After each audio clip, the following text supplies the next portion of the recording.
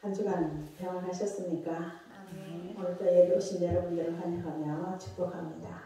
주님이 주시는 은혜와 평강 많이 누리고 많이 나누시기 바랍니다.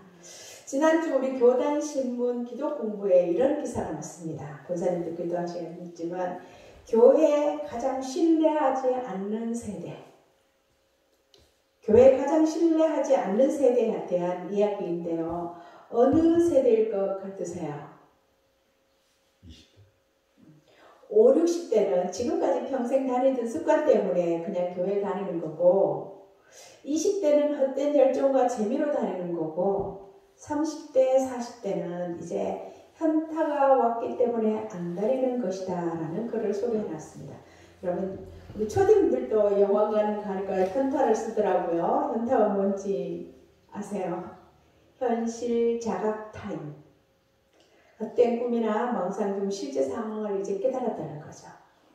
한국갤럽의 한국인의 종교와 관련된 설문조사 중에서 우리나라 무교인은 20대 다음으로 30, 40대가 높은 것으로 나타났다고 합니다. 특히 30대는 교회에 다니다가 무종교인이 된 비중이 가장 높았고요. 교회를 가장 신뢰하지 않는 세대로 확인되었습니다. 조사 결과에서도 30대의 가나안 성도 아시죠? 안나가 성도. 가나안 성도가 30대에서 전 연령 중에 가장 많았고요. 40대도 거의 비슷하였다고 합니다. 현타를 맞은 3040 세대 개신교 신자 3명 중에 1명은 이제 교회를 출석하지 않는 시대가 됐다는 거예요. 이런 상황에서 교회가 어떻게 다시 그들을 교회에 올 수 있게 할 것인가에 대해서 머리를 맞대고 고민하며 해결책을 모색하고 있는데요. 이런 세대들을 우리가 어떻게 보아야 할까요? 장신대 홍인정 교수님은 3040 세대가 기성 종교나 종교적인 것에 대한 비판과 종교인 비율이 감소하는 세대이기는 하지만 그렇다고 그것이 영적인 것에 대해 무관심한 것을 의미하는 것은 아니다. 영적이지만 종교적이지 않은 세대에게 신앙생활을 잘 하게 하려면 교회의 균형 잡힌 회복과 잃어버린 세대에 대한 통전적인 접근이 모색되어야 한다라고 합니다. 여러분, 우리가 기독교 신앙을 선택한다는 것은 그리스도인의 삶을 살겠다는 선택이잖아요. 기독교 신앙을 배우기도 하고 고백할 수도 있고 확신할 수도 있지만 그렇다고 우리의 신앙이 다 된 것은 아닙니다. 믿음은 지식이 아니거든요. 믿음이란 단지 기독교 신앙을 이해하거나 고백하거나 확신하는 것이 아니라 그 믿음대로 살겠다는 의지와 실천입니다. 제가 스카솔저의 세상이 기다리는 기독교라는 책을 몇 번 해드렸는데요. 이런 소제목들이 있습니다. 1세기 그리스도인들처럼 세상을 감동시키다. 세차게 거부하는 세상을 녹일 수 있는 모험을 떠나라. 이게 우리가 힘써야 할 참된 그리스도인의 삶이 아닐까 생각합니다. 그런 책에서 크리스천이라는 단어는 긍정적인 반응만큼이나 부정적인 반응을 일으키는 듯하다. 그래서 시인이 신경이 쓰인다. 그러면서 당신도 신경이 쓰이는가? 라고 질문하면서 그리스도는 좋지만 크리스천은 싫다. 크리스천들은 그리스도를 너무 안 닮았다. 마트마 간디가 한 것으로 알려진 이 말이 우리 그리스도인들에게 대한 비판자들의 심정을 잘 대변해주고 있는 것 같다라고 책에서 말하고 있습니다. 성경은 고린도후서 2장에 우리 그리스도인들을 그리스도의 향기를 품은 자들이라고 하고 그리스도의 향기를 바라기 위해서 세상으로 보냄을 받았다라고 말합니다. 앞에서 말씀드렸던 1세기 그리스도인들처럼 세상을 감동시키고 세차게 거부하는 세상을 녹일 수 있는 모험을 떠난 사람들입니다. 다른 말로 하면 그리스도인, 하나님의 사람들, 예배자, 우리는 하나님의 사랑을 알고 은혜를 경험하였기에 사람들에게 천국의 맛보기를 보여주는 영광스러운 임무를 맡은 사람들입니다. 예수님은 우리가 지나간 곳마다 더 나아질 것이라고 선포하셨고, 우리가 더 나은 세상, 상상해 본 적은 있지만 누구도 온전히 보지 못한 세상의 표징이고 그림자가 될 것이라고 선포하셨어요. 우리의 운동, 아니 우리를 통한 그분의 운동이 모든 나라와 족속과 열방이 거부할 수 없을 만큼 매력적이게 될 것이라고 선포하셨습니다. 지난 주간 오집사님이 올려주신 노숙자 영상 보셨어요? 어느 누구라고 할 것 없이 오늘의 크리스찬들, 우리의 모습을 적나라하게 보여주는 영상인 것 같습니다.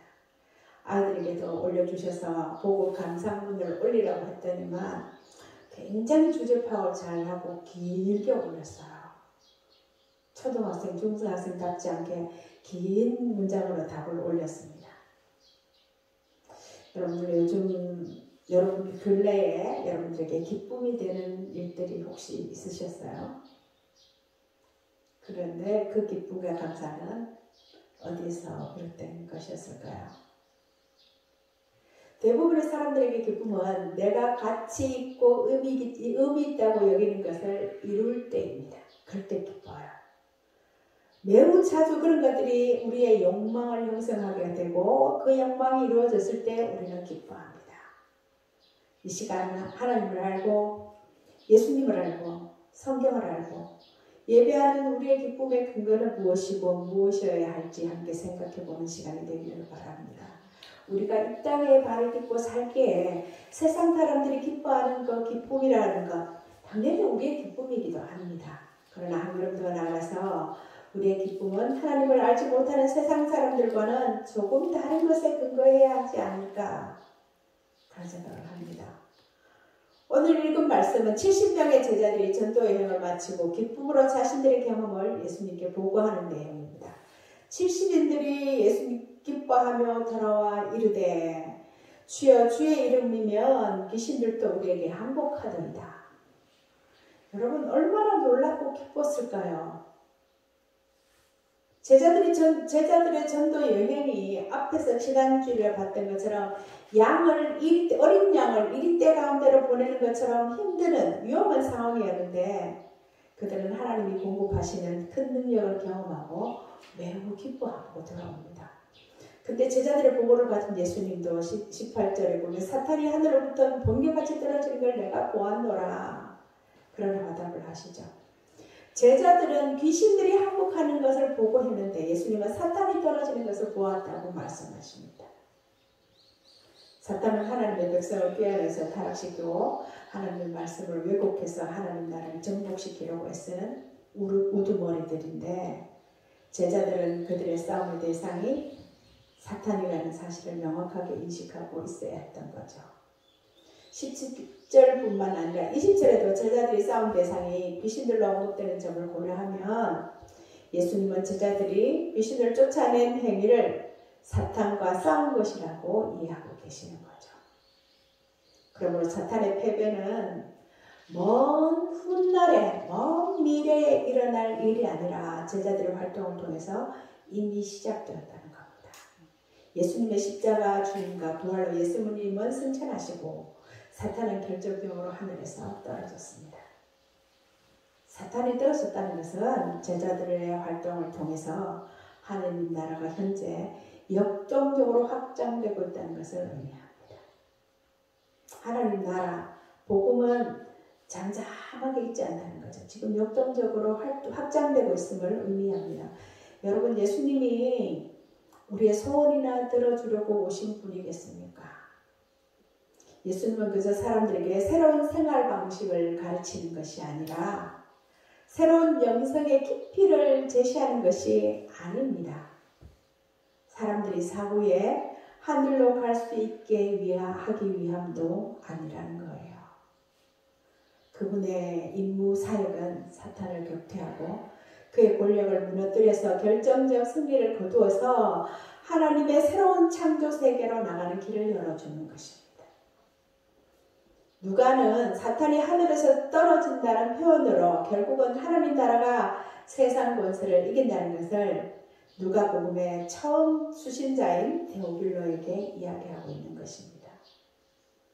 19절 20절에 보면 내가 너에게 뱀과 전갈을 밟으며 모든 원수의 모든 능력을 제어할 권능을 주었으니 너희 이름이 하늘에 기록된 것으로 기뻐하라 하시니라. 뱀과 전갈은요 구약에서 악의 세력을 상징하는 표현입니다. 그러므로 사탄이 하늘에서 떨어진다는 것은 악의 패배를 의미하고 결국은 하나님 나라가 승리했다는 것을 말하고 있거든요. 예수님은 귀신들을 항복시키는 능력이기 때문에 아니라 그들의 이름이 하늘에 기록된 것으로 기뻐할 것을 당부하십니다. 하늘의 생명책에 이름이 기록되는 것은 인간의 능력으로는 할 수 없는 일입니다. 하나님에 의해서만 기록될 수 있습니다. 그래서 참된 제자의 기쁨은 사역의 업적과 결과가 아니라 신분이라는 거예요. 하나님이 주시는 능력이 아니라 하나님의 선택이 제자의 참된 기쁨이어야 한다는 겁니다. 지금 이 말씀은 우리에게도 동일합니다. 여러 번 말씀드렸어요. 제가 하나님의 관심은 영어로 하면 to do, 무엇을 하느냐가 아니에요. to have, 얼마나 가지고 있는 것도 아닙니다. to be, 하나님의 사람됨, 우리의 신분, 존재에 관한 것입니다. 22절을 보면 아버지 외에는 아들이 누구인지 아는 자가 없고 아들과 또 아들의 소원대로 계시를 받은 자 외에는 아버지가 누구인지 아는 자가 없나이다. 여러분, 하나님을 안다는 것은 간단한 일이 아닙니다. 하나님을 알려면 먼저 예수님을 알아야 하고 우리는 예수님을 통해서 하나님을 알아갈 수 있습니다. 여러분, 범신론 들어보셨죠? 범신론은 무엇을 믿든지 다 좋고 다 똑같다. 쉽게 말하면 어디로 가든지 산 정상에만 올라가면 된다는 것이죠. 즉 산 정상에 올라가는 길은 여러 가지라는 거예요. 풍계의 소백산만 봐도 비로봉이 제일 정상에 올라가는 것은 풍계에서 갈 수도 있고 수능에서도 갈 수 있고 단양에서도 갈 수 있습니다. 여러 길이 있고 어디로 가든지 정상에 갈 수가 있습니다. 무엇을 믿든 정성을 다해 지성으로 믿으면 된다는 말. 그런데 과연 그럴까요? 꼭 예수 믿어야 구원한다. 꼭 굳이 기독교만. 한 번쯤은 여러분들이 이런 질문을 받아보셨을 텐데요. 여러분들 어떻게 대답하셨습니까? 이것은요, 구원을 어떻게 생각하느냐에 달려 있습니다. 우리가 죽어서 천국 가는, 죽어서 천당에 가는 것이 구원이라고 하면 범신론이 맞을 수도 있을지 모릅니다. 그러나 구원은 우리가 하나님과 관계가 회복되는 거예요. 그 관계 회복은 오직 예수를 통해서만 할 수 있기 때문에 기독교는 범신론이 맞지 않습니다. 그래서 기독교의 구원론은 매우 중요합니다. 남들이 외국을 하든지 뭐라고 말하든지 기독교의 구원론은 중요합니다. 성경은 하나님 나라 복음이 구원의 복음이라고 말하면서 구원이 죽어서 하늘 장소로 이동하는 것이 아니라 하나님의 생명에 참여하는 것이라고 말합니다. 구원은 죽어서 하늘 장소로 이동하는 것이 아니고 하나님의 생명에 참여하는 거예요. 하나님과 관계가 회복되는 것입니다. 그것이 지금 내가 호흡을 하고 있든지 내 호흡이 있든지 없든지 지금부터 영원까지 이어지는 것입니다. 어떻게 해요? 어떤 관계로요? 성경이 사건과 사람을 통해서 누누이 말하고 있고 에스겔서에서 58번이나 기록하고 있는 내가 너희 하나님 여호와인 줄 알게 하리라를 통해서 나는 너희 하나님이 되고 너희는 내 백성이 되리라. 하나님을 아버지라고 부르는 아버지와 자녀의 관계, 왕과 백성의 관계, 이 관계가 영원히 이어지는 나라, 하나님 나라입니다. 23절에 보면 너희가 보는 것을 보는 눈이 복이 있다. 많은 선지자와 임금이 너희가 보는 바를 보고자 했고 내가 듣는 바를 듣고자 했으나 듣지 못하였다. 구약의 많은 선지자와 왕들은 하나님 나라가 실현되는 것을 보고자 했습니다. 그러나 구원의 시대가 예수 예수님이 오심으로 시작되었기에 제자들이 예수님과 동행하면서 그 나라의 시련을 보고 듣는다는 것은 이미 시작된 왕의 통치를 경험하는 것이고 왕과 함께 하는 특권을 누린다는 뜻입니다. 이렇게 하나님 나라를 아는 것이 참된 복이죠. 우리는 이 땅에 살지만 이미 예수님을 통해서 이루어진 하나님 나라의 삶을 살고 있습니다. 우리의 가치관, 우리의 사고방식, 우리의 삶의 모습이 이 땅이 아니라 하나님의 말씀의 기준으로 살고 있기 때문에 이미 우리는 하나님 나라의 삶을 살고 있는 거죠.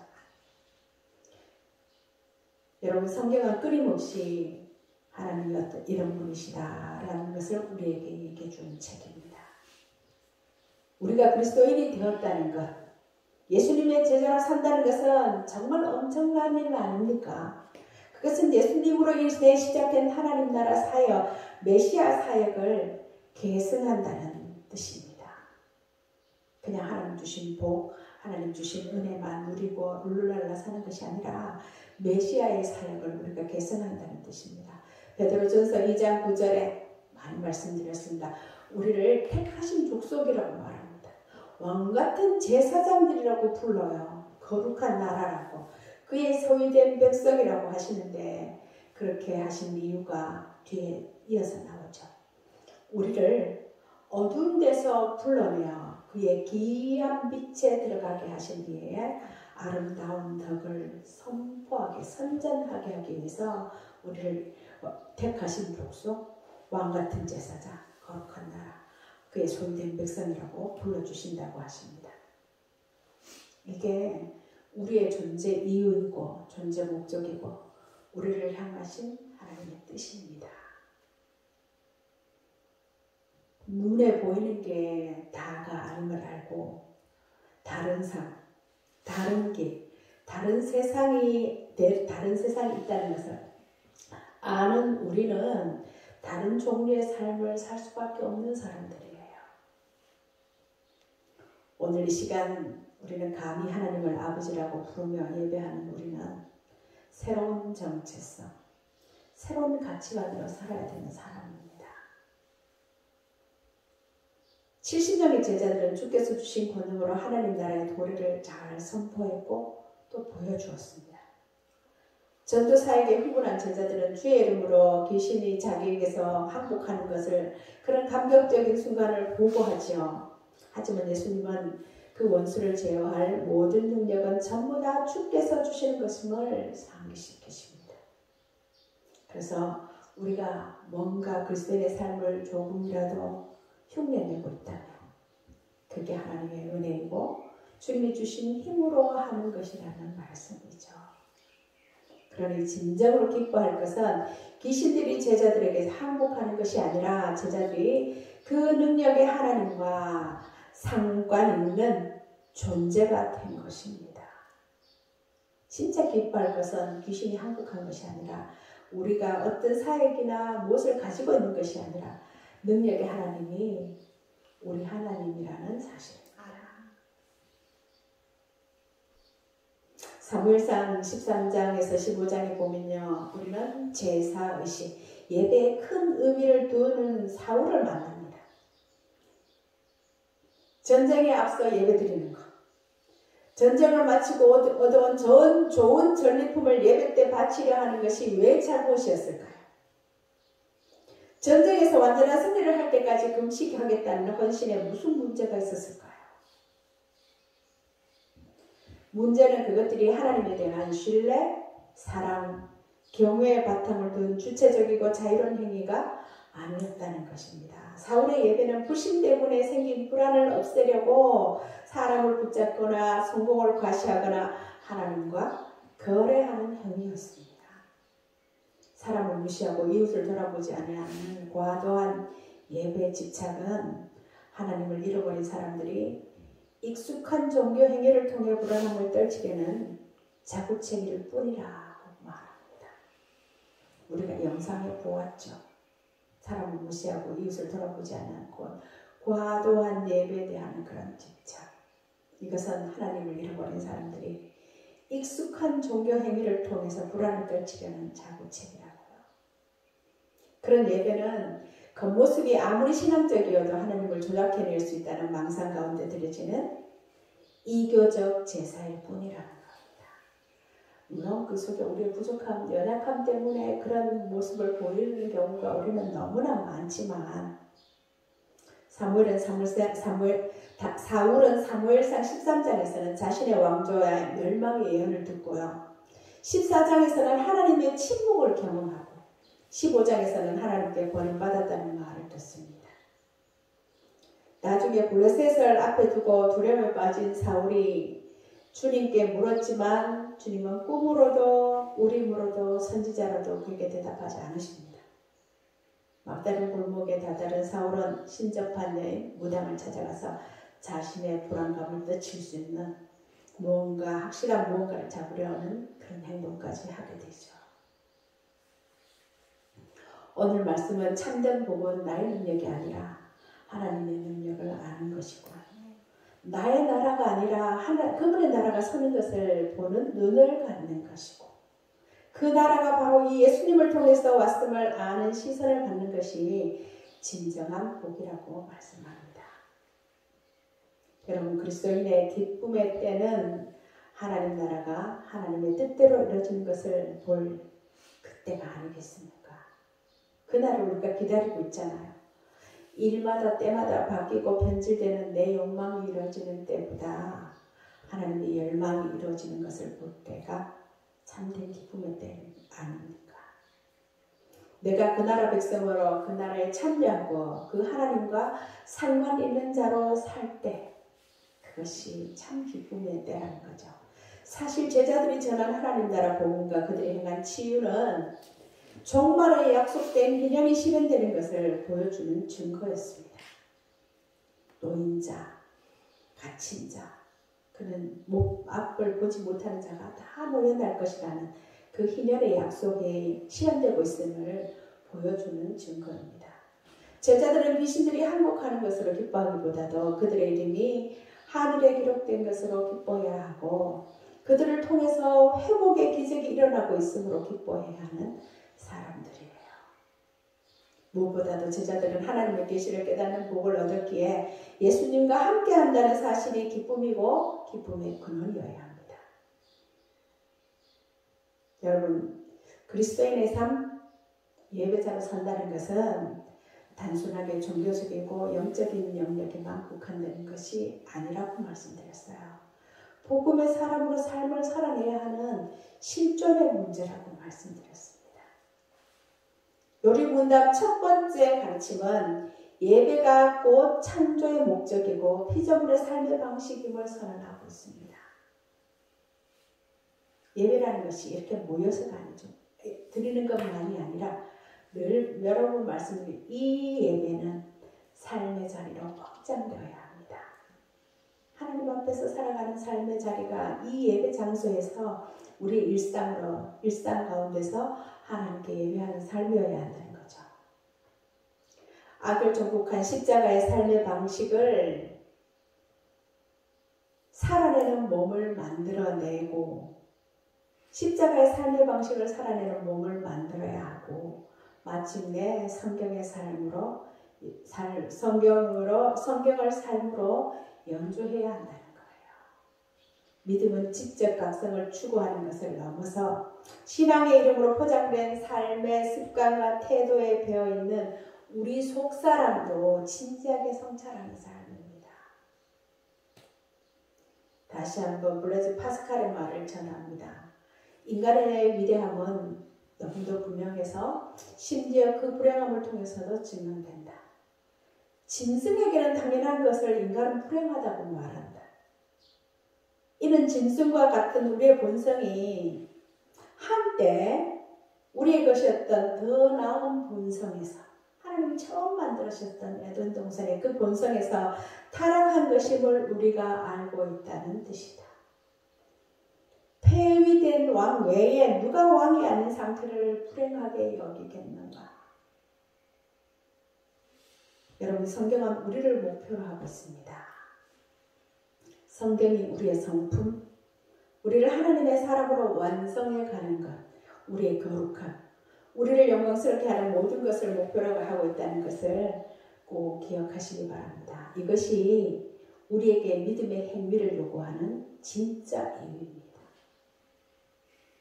우리는 70일의 제자들처럼 사람들에게 천국의 맛보기를 보여주는 영광스러운 임무를 맡은 사람이에요. 이게 성경이 이겠지. 기록된 이 성경이 복음인 것을 사람들에게 증명해 보이는 삶을 했어야 합니다. 이 한 주간도 말씀에 귀 기울이고 하나님 마음 품고 사는 그런 복된 날 되시기를 바랍니다. 하나님 지금도 살아계시고 70명의 전도자들과 함께 하셨다는 것처럼 하나님 지금 우리와 함께 하십니다. 기도하겠습니다.